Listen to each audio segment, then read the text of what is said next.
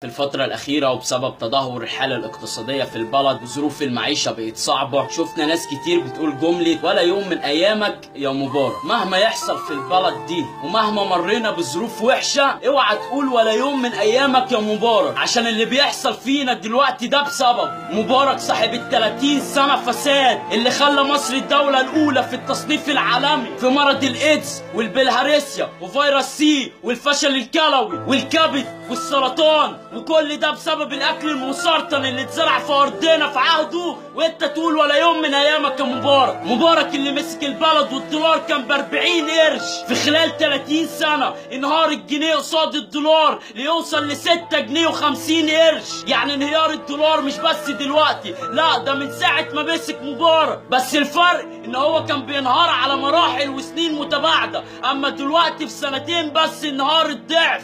مبارك اللي في عهده امن الدولة كان بيمارس اشد انواع التعذيب ضد اي حد يفتح بقه ويتكلم، زي تعذيب سيد بلال وعماد الكبير اللي اغتصبوه في الاسم وحطوا العصاية في مؤخرته. مبارك اللي في عهده مات 1000 مصري في عرض البحر بسبب عبارة السلام اللي التقارير قالت لا تصلح ان هي تسافر عشان مهلكة ومفيش صيانة عليها، اللي في نفس الوقت المصريين كانوا بيموتوا في عرض البحر في العبارة، والحكومة المصرية كانت مهتمية بتنظيم كأس الأمم الأفريقية. وفي 2007 كل المتهمين بالإهمال في القضية خدوا براءة بما فيهم صاحب العبارة ممدوح إسماعيل. مبارك اللي قاعد يقول لك أنا أفضل أفصص كل حاجة في البلد، يا راجل كبر مخك، وساب أحمد عز وصفوة الشريف وبطرس غالي يسرقوا في البلد كأن عزبة أبوه ولا حد بيحاسبه. مبارك اللي متر الارض في عهده اتباع بنص جنيه لطلعت مصطفى عشان يبني عليها مدينتي اللي الفيلا الواحده فيها بملايين. مبارك اللي في عهده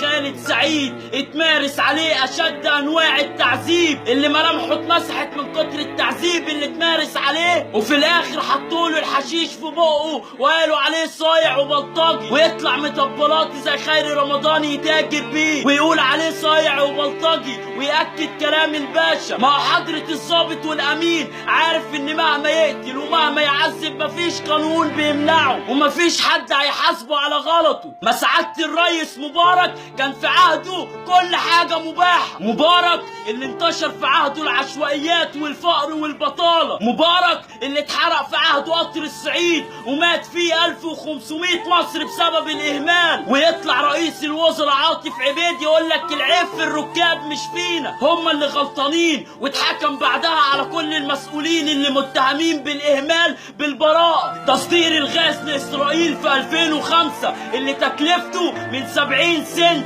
ل1.5 دولار وهو تكلفته الحقيقية 2.5 دولار، وشالت الدولة التكلفة الباقية واعفاء اسرائيل 3 سنين من الضرايب. وفي نفس الوقت كنا احنا بنقتل بعض على انبوبة بوتاجاز في الطوابير ومش لاقيينها. مبارك اللي في عهده الفساد وصل للركب وما زال لحد دلوقتي، وغيره وغيره وغيره. لو عايز تعرف فساد للصبح وانت تقول لي ولا يوم من ايامك يا مبارك. كفايه كفايه، احنا مش لاقيين ناكل، انا كشاب مش عارف اشتغل ازاي، اتجوز امتى، عيالكم بتاخد اعفاء من الجيش واحنا اصحابنا واخواتنا بتموت على الحدود، وابن عامل النظافه وابن البواب ما ينفعش يبقى موظف في الحكومه ولا في النيابه، وانتوا عيالكم واخده كل الوظائف الحكوميه. احنا ولاد كلب وانتوا اسيادنا، احنا العبيد وانتوا اسيادنا، زي ما قال الزند اللي لما اترفض راح عاش في دبي. مبارك سبب في اللي احنا فيه دلوقتي، ايامه ما كانتش حلوه ووردي زي ما انت بتقول، احنا عملنا ثوره ومشيناه ومصر كانت على حافه الهويه،